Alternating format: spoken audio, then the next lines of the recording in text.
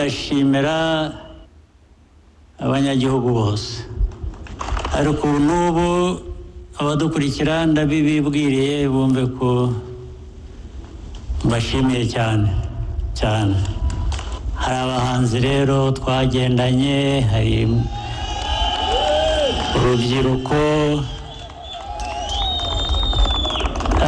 sinabona uko mbisobanura. Ndabashimiye cyane cyane cyane. Mbishyize mu buryo bw'ubuzima bw'abantu, bw'umuntu nanjye bundeba, iki gikorwa cy'amatora cyo kwiyamamaza twabanje, cyo gutora, noneho n'ibyo bitugaragarije bimaze gusohoka, bivuze mu buzima bw'umuntu ikintu gikomeye. Bivuze icyizere mbashimira. Icyizere ntabwo cyoroshye, ubundi nta kintu uha umuntu muri ako kanya ngo ahere ko kugarura icyizere.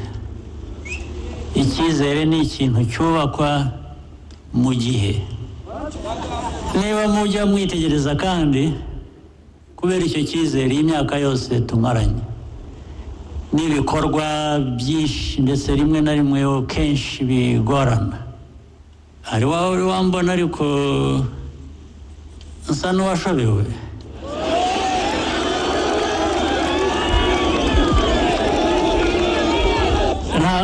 Ntabwo njya nshoberwa na busa.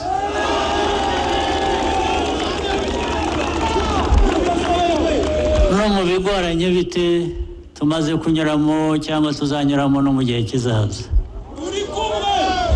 impamvu niyo ngiyo, ni cya cyizere navugaga. Mba nizeye ko nibufatanye namwe ikibazo icyo ari cyo cyose tukagikemura.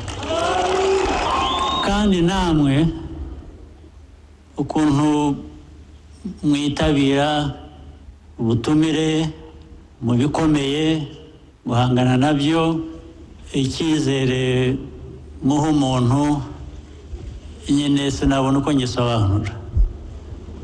Naho iriya mibare yerekanaga ni hejuru cyane, ntabwo ari imibare gusa.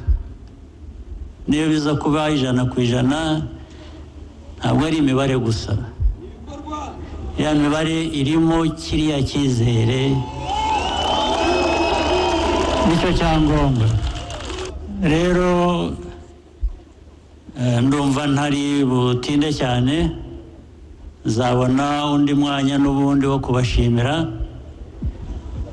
ariko ntabwo nari kurara ntabashimiye kuri uyu munsi twakoze iki gikorwa.